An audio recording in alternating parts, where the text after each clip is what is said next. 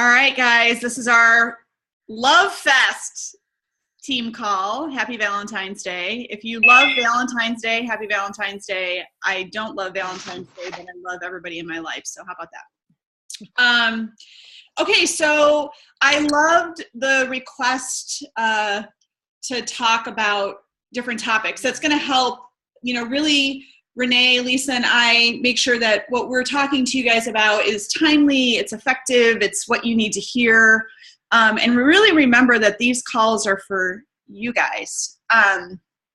So we want to make sure that we are doing right by you. So make sure we're talking about what you guys need us to do. Okay, so to get started, we're going to talk about the new ways to enroll people, customer versus advocate.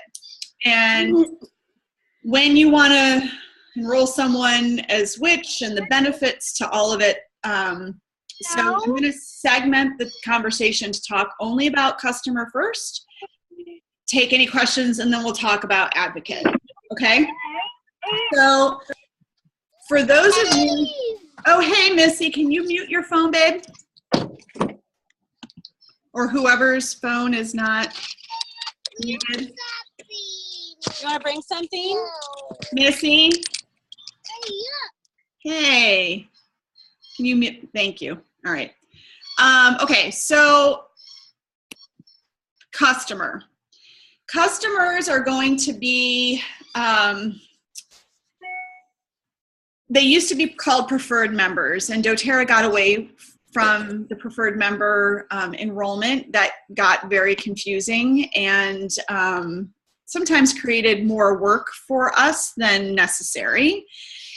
And a lot of times it was harder to get those guys engaged beyond just buying onesies, at least in my experience. So if you don't remember preferred member, awesome. And if you do, awesome. But know that there's no more preferred member. So I know that that's come up a couple of times. People have asked on my side of things. Now we just have you're either a wholesale customer or a wholesale advocate, or a wellness advocate, I'm sorry. Wholesale or a wellness customer and a wellness advocate. Let me get my own terminology straight. So a customer is exactly that, right? They don't give you their social security number. They are able to do LRP. They get the wholesale discount. And then they have actually a different back end than what we see as wellness advocates. I've actually never seen what a customer's back end looks like versus an advocate's back end. So when I get to the point where we're opening up the floor, I'll ask people if they have. But I think it removes out all the business stuff. Like, if you think about your back office and all the business tools that we have, I think it just removes all that out. So all they do is go in and shop. And I do think they see promotions and things like this, but I think for the most part, it's pretty straightforward, right? It's just a shopping tool. It's like an Amazon cart. They didn't give you a credit card or a social security number, so you can't build underneath them. You're not allowed to place people underneath them. They are not going to ever make any money doing doTERRA. They just want to buy oils. So let's say you go along for 90 days with this customer. And again, they can do LRP. They can still get all the same promotions that we give to our advocates. But there's no requirement there for them, right? You can't ask them to process a certain amount of money or even process LRP at all. So after 90 days, they have been enrolled and they decide that they want to become an advocate, okay, after 90 days. This is the beauty of the customer right here. They call doTERRA and they give their social security number. doTERRA helps, there's I think a place where they go and enter it in. I've gone through this a couple times with people, but they have to call doTERRA. doTERRA sends them to a website where they update their information. You are then able, at that point in time, you're able to move that person, okay? Because their status changed. So it's kind of nice. It's a good strategic thing to have in your back pocket, particularly if you have a hole or a gap. Because a lot of times when you're placing people at first, you don't know where you are going to put them. You don't know what they're going to do. And of course, Cookie needs to go to the bathroom. All right, sorry about that. So you will then be able to move them wherever you need them to go. If, however, now this is the tricky part about this, if they decide before that 90 days that they want to become an advocate, you can't move them. Got it? Because I know that's the confusing part for everybody. It is for me as well. You can't move them at that point in time. So if before 90 days they want to become an advocate, you cannot move them. After 90 days, you can move them. All right? So you also don't want to, if somebody comes to you, let's say they've started using the oils and like a month into it, they're like, oh, I really want to do this now. You can't sit there and be like, oh, well, wait 90 days so I can move you. Like, you got to let them do that, right? I mean, I guess it's also going to depend on your relationship with them. But if they're ready to get started and they can start enrolling people, you don't want to limit that momentum for them, right? Because that's a lot of times when we first get started is when our juice and our energy is like really high and we're like all excited and we're creating all of this awesome excitement around the oils. So you don't want to stop that that momentum for them. Lisa and Renee, did I get everything? You can just shake your head at me if I did. If I missed something, let me know. I got it. All right. All right. I got the head nod from at least one of you. All right. Okay. So that's customer. Advocates will give you their social security number. Most of the time, somebody is going to sign up this way because they know that they want to at least share, right? They at least know that they might host you to come teach a class, or they might tell their friends, and they want to earn just a little bit of money. And everybody understands sharer versus builder, right? Just give me thumbs up if we're all good there. I know some of you are on the phone. Okay. So they're going to do one of those two things, and you only have with them that 14-day normal move that we have when you enroll people. You just get to move them one time. And then I would also say advocates, somebody might sign up with their social security number because they think they might do something, but let's say you get into it with them, your relationship with sharing and oils and all this kind of stuff, and they aren't really doing much. Just because they're an advocate doesn't mean they have to do anything with the business, right? This is another key point. Like, you have to just always stay in communication with the folks on your team of, what are their intentions and what are they looking to do? What do they want to get out of it? So even if somebody does sign up as an advocate, they may or may not be a sharer or a builder. They might just be a customer who maybe in their mind they're like, oh, I'm just going to give this now so I don't have to go through maybe the pain of giving it later. Does that make sense? Okay. All right. So I've talked about the two. Let's take questions.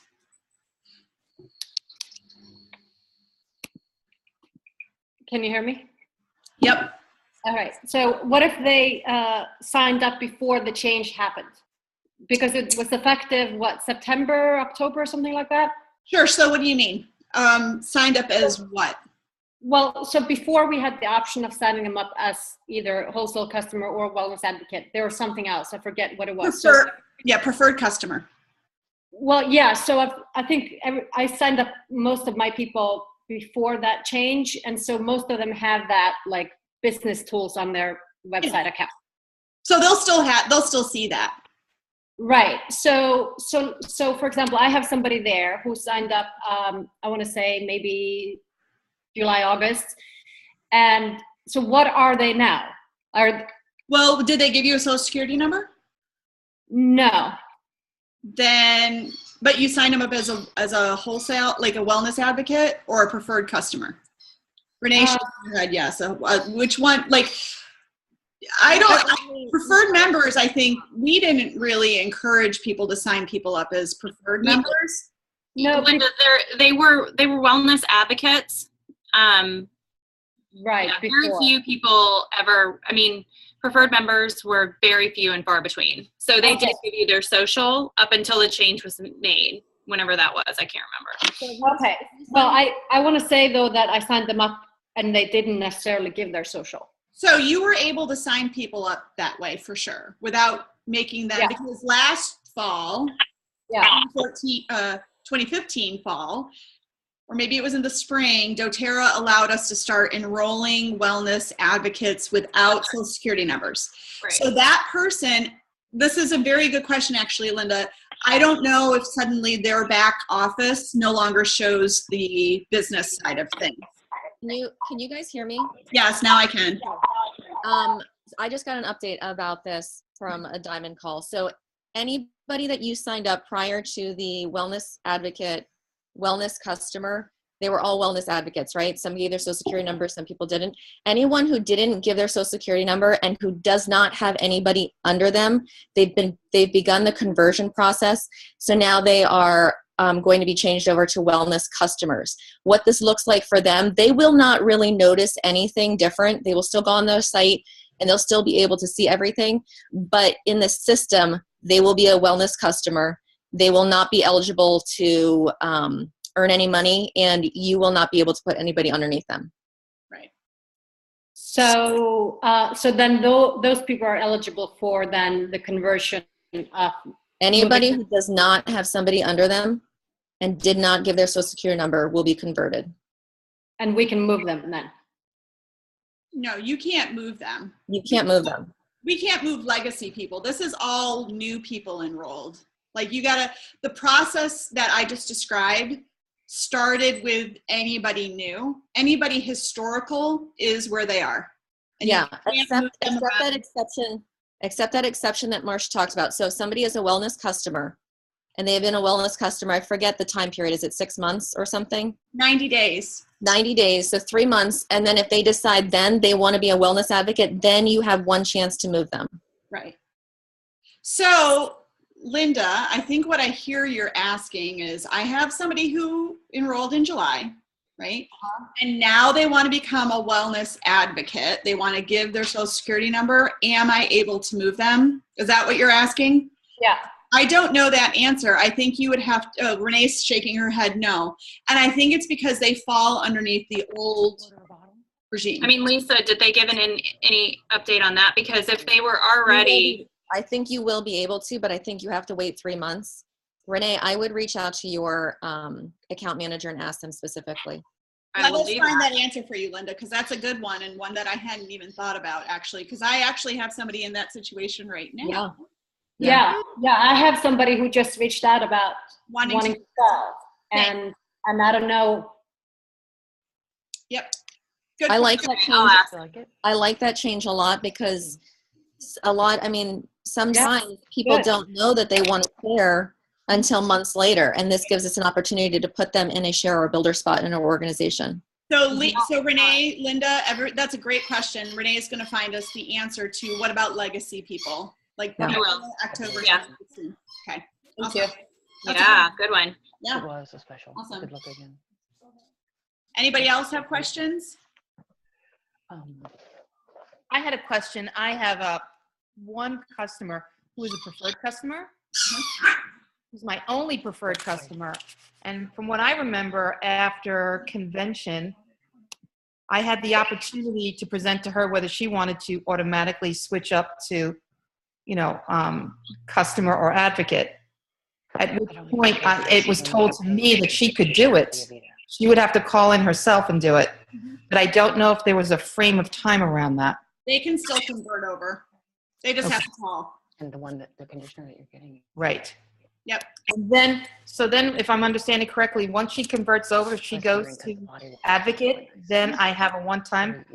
Whichever one she chooses. She may choose customer or advocate, right? And again, I don't know, Renee, are we allowed, Lisa, are we allowed to move those people at that point in time? You're on mute. Yes. Lisa, you're on mute. Lisa, you're on mute. I'm like, The move is only for people who are upgrading to an advocate, not customers. Right, okay. Customers will So say, if she goes up to advocate, then I have an opportunity to move her somewhere. yeah, Okay, and great, she'll have to give her social security number. great. Yeah, that's. Renee, you're on mute. But the moving part, Fran, is the question, right? If they upgrade to a wellness advocate, can you move them? Correct. Yes. Is that what you're asking? Yeah. Renee, when you find out from your account manager, why don't you just post it on the Facebook group and let everybody know? Yeah, I will. My guess is going to be it's a 90-day thing. Which would be really great, yeah. Okay, I'll ask. And Thank they would then show up under the sponsor change eligibility? That's a good question too. I think I'm assuming it's going to be a request to an account manager or to placements. Yeah. I'll ask. Thanks, Renee. Yeah, I can call them right up. I'll get on that. That's I awesome. got lots of other things that they are looking into. We'll get to this too. Awesome. All right. What else? This is a great call. I love this call.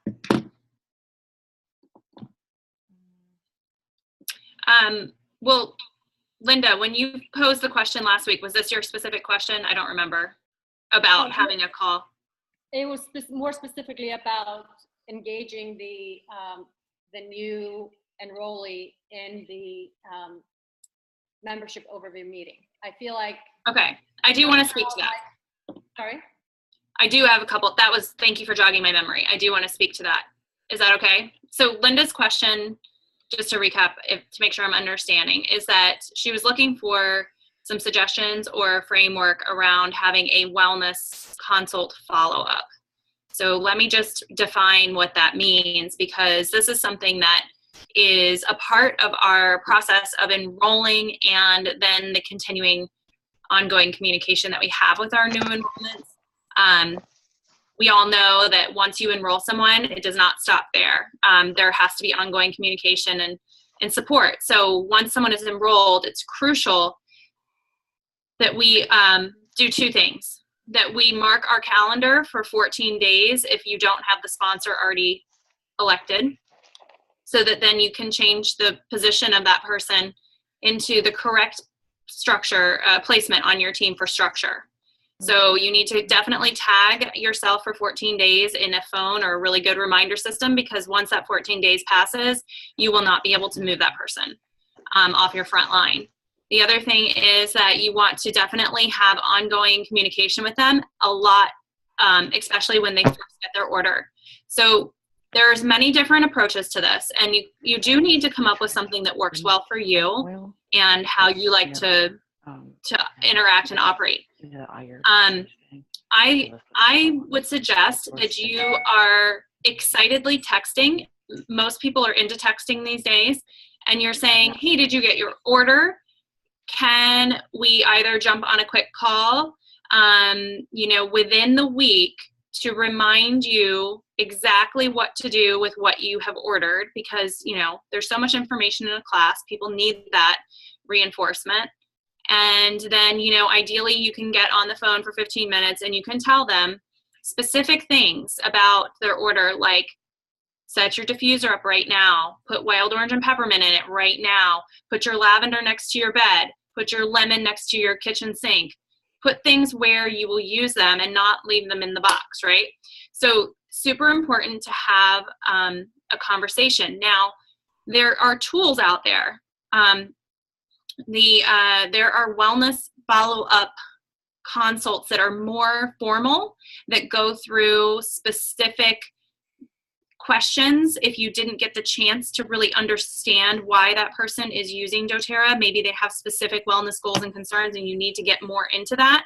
There's like a framework out there. I just ordered a tear sheet on it from Living Naturally, which is a supply website.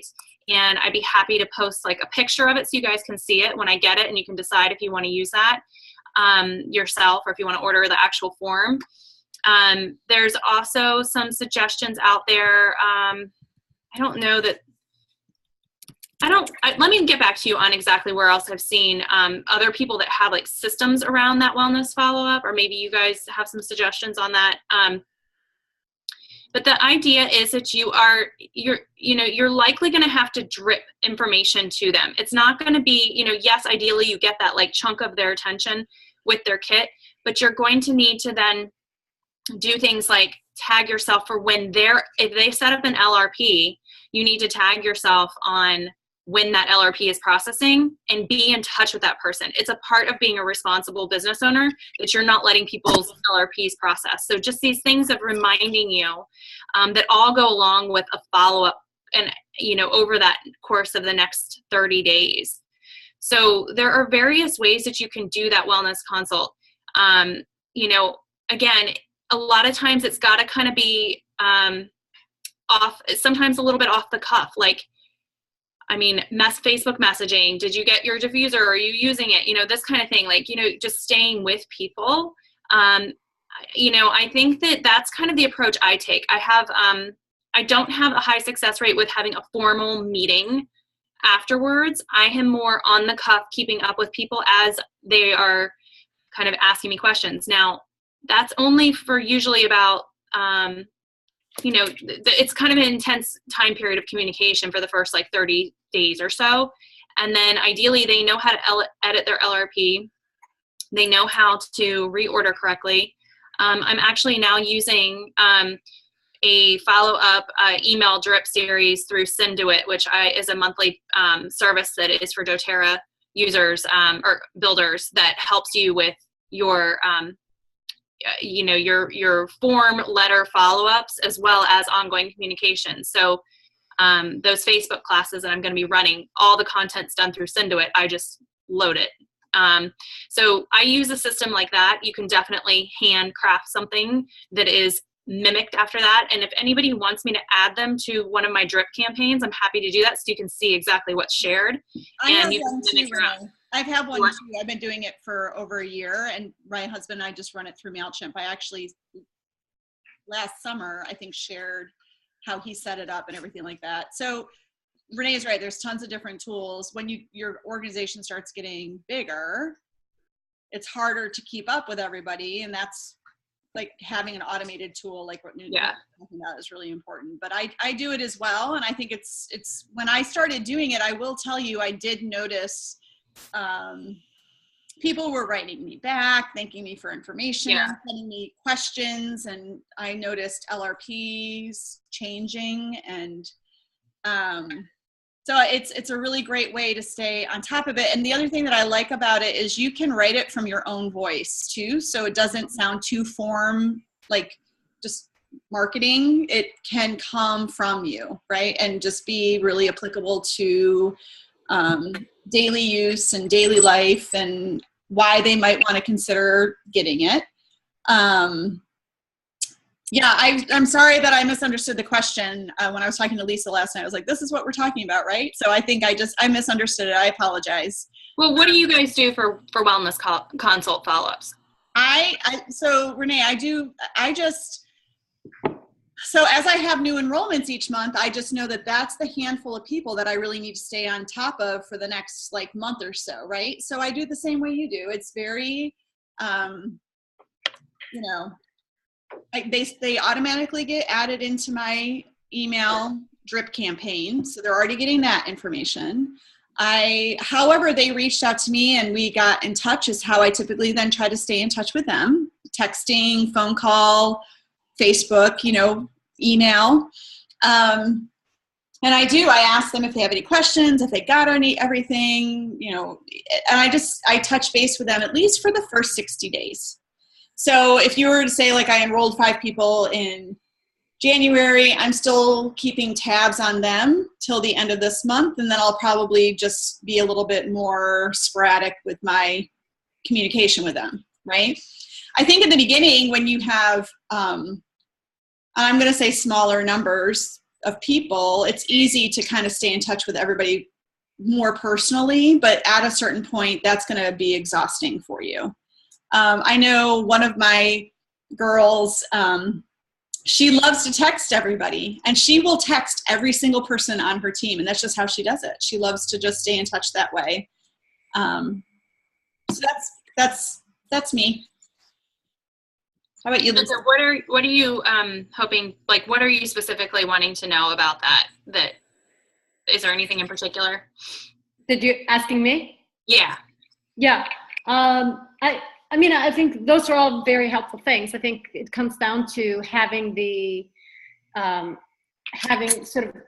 having be a part of your routine of what you do, which is something that I struggle with regardless. Like just that sort of keeping tabs of that ongoing communication and just remembering, oh, I texted so-and-so, but I didn't text Kim and Sharon. And just having a system of keeping track. So certainly the automation would take care of a lot of that, especially if it's personalized.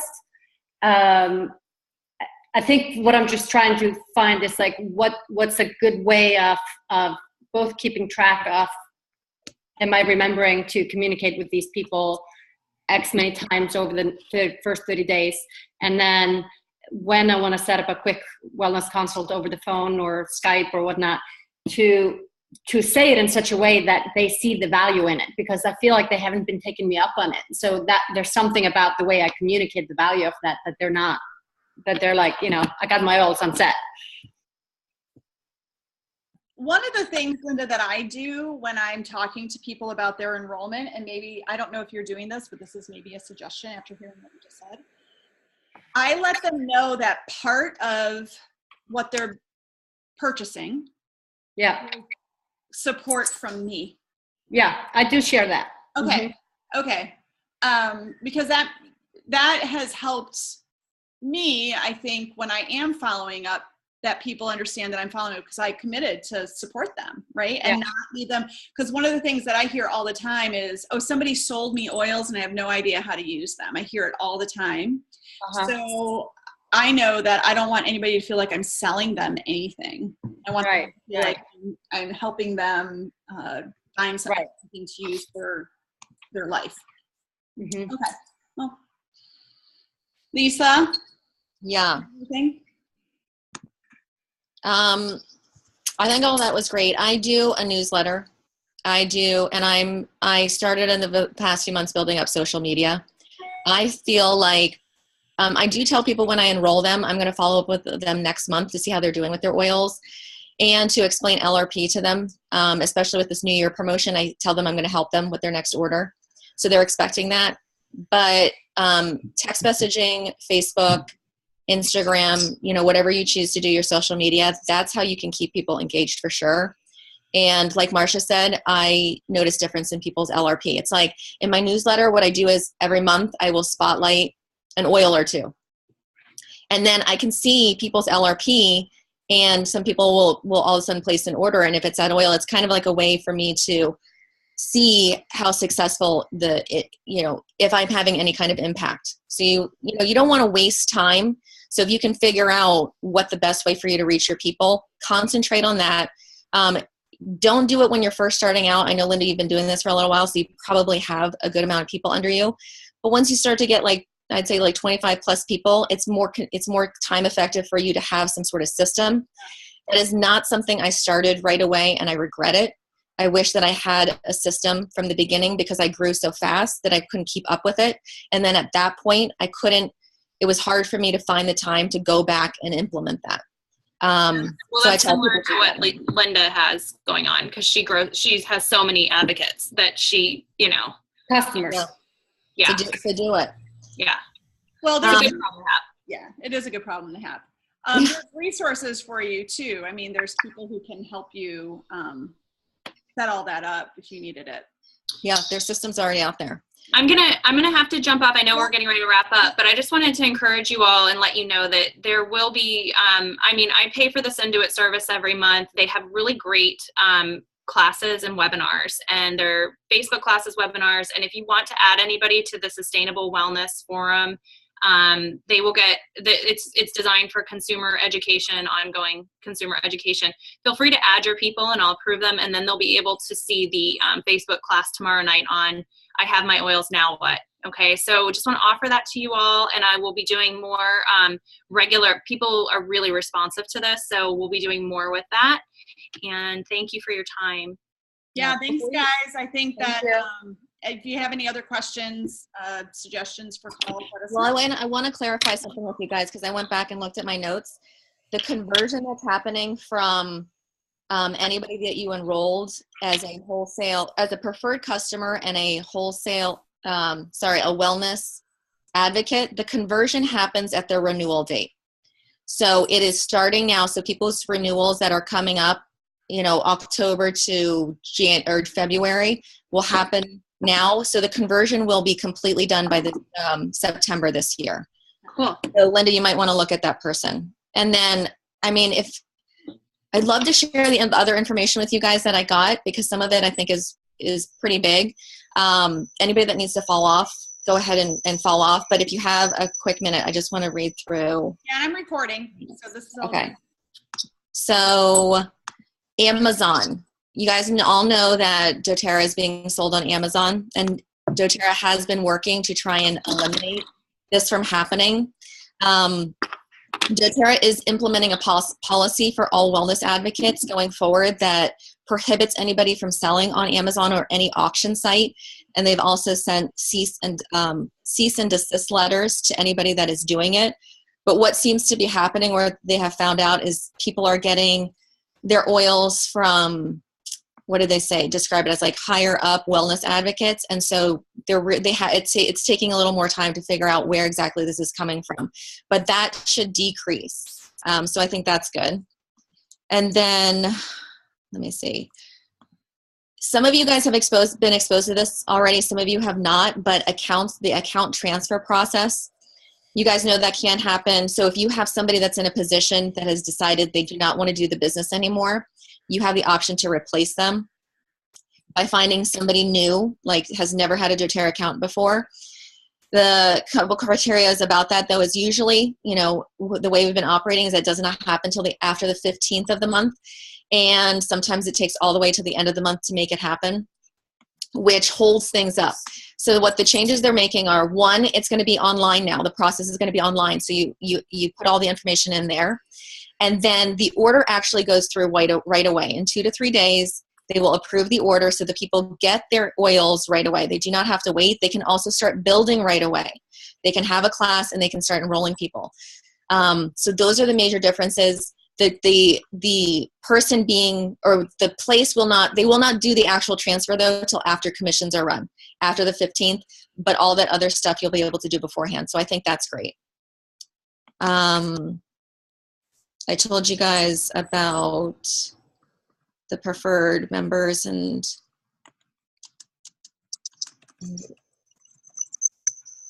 I think that's it. I'm reading through it and I think I've covered everything. So that's it, but I think that account transfer, and the account transfer I think is huge because anybody that's gone through it knows it's kind of a long process. But the Amazon thing, there's been a lot of talk about that, and if you don't know about it, you can probably find some things on our larger Facebook group about why people shouldn't order on Amazon. Like, they have found people opening the bottles and diluting it. It's been tampered with. It's not the same guarantee. So if that comes up with anybody that asks you if they found it on Amazon, you can speak to that confidently on why they should not order off of that. Hi, Lisa, what is the advantage of transferring a person as opposed to just writing them up as a new advocate? Yeah, so the only reason you would transfer somebody in is if you have a spot in your organization where the person, let's say like you sign somebody up, they want to be a builder, you've been helping them build, they have they have an organization under them, and they have told you they don't want to build anymore. They're not committing to doing the LRP every month. They're not sharing anymore, but they're in this major part of your organization. Now having somebody transfer in that spot saves that leg, so that you can still, that leg is still usable by you, and it can still grow if you transfer somebody in there. Okay. Yeah. All right, guys, good stuff. Thanks, Lisa, for all that additional information. You guys go be well and have a magical day. Enjoy. Yeah, happy Valentine's Day. Happy Thank you. Valentine's. I'll be posting the call this afternoon. Take care, guys. Bye. Bye. Thank you. Bye.